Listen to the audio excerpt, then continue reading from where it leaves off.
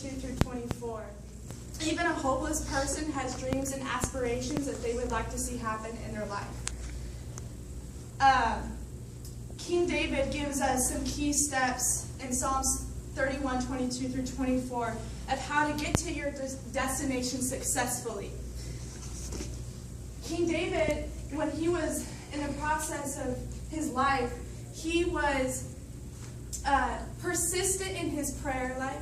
He was faithful in his love for the Lord, and he was courageous in every circumstance. So let's look at Psalm 31, 22 through 24. The first, Psalm 31, 22 through 24. For I said in my haste, I am cut off from before your eyes. Nevertheless, you heard the voice of my supplications when I cried out to you. Oh, love the Lord, all you his saints. For the Lord preserves the faithful and fully repays the proud person. Be of good courage, and he shall strengthen your heart, all you who hope in the Lord. So the first advice that David gives us is to be courageous in your circumstance. A few days ago, students in Kenya at a university were awakened to gunmen storming inside of the university.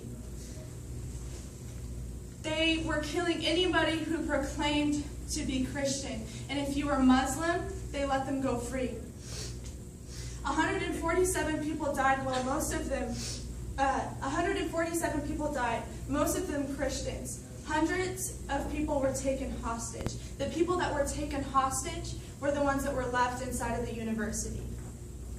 You have to be valiant in your circumstances. God will give you the strength necessary to be brave. God has not given you the spirit of fear, but he's given you the spirit to be bold and audacious in your faith. Courageous people are the ones that face their fears. Whether you're on the job or in an environment that doesn't like to mention Jesus, be the one to stand up in your faith. The second advice that David gives us is to be faithful in the love for the Lord. There was a Mozambican pastor who was traveling from Malawi to Mozambique.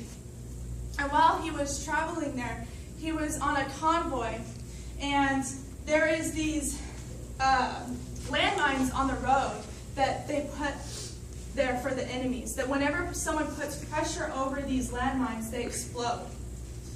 While he was on this landmine, he was traveling, while he was on the road, he went over one of these landmines and his truck exploded.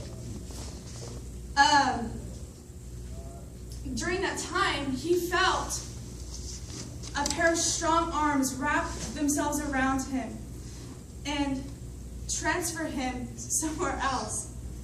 Looking down on the burning, twisting wreck that had been their truck, God had preserved him from the explosion. So you have to be faithful in your love for the Lord, because God will preserve you. The Lord watches over you and he protects you when you are faithful to him. He acts on your behalf. Though we will face tribulation in life, in Revelation 2:10, God says that he will give the crown of life to those that are faithful. So the third advice that David gives us is to be persistent in prayer. When I was 15, I began to have a hunger in my spirit to know the Lord more. And during that time, I was really struggling in my walk with the Lord. I had been attending church with my brother, and while we were at church, there was different times where he would get prophetic words over his life. And I had such a desire in my spirit that I wanted that. I wanted the Lord to give me clarity and direction over my life. I wanted him to show me his dreams for my life. And over a period of time, I just began to pray and cry out to the Lord and just ask him that he would give me a word. And months went by, and I was still struggling with my walk with the Lord and just feeling condemnation and just feeling guilt over my life. But I kept praying and crying out. And one Saturday night, I had made up my mind that the following day God was going to speak to me and he was going to give me a word. And so the following day, I went to church, and my pastor had pulled me up to the altar.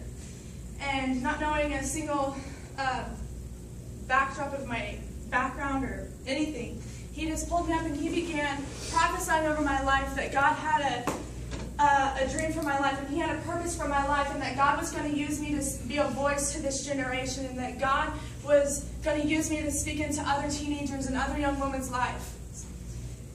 And so what I'm here to tell you is that God hears your prayers, and he is drawn to your consistency. He has not forgotten about you. Despite what you have done, he sees every tear and he hears every prayer. Don't give up. Keep praying. Even when you feel like he has forgotten about you, persist in prayer, and he will answer you.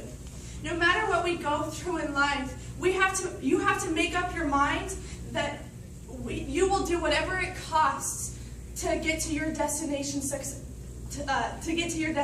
successfully.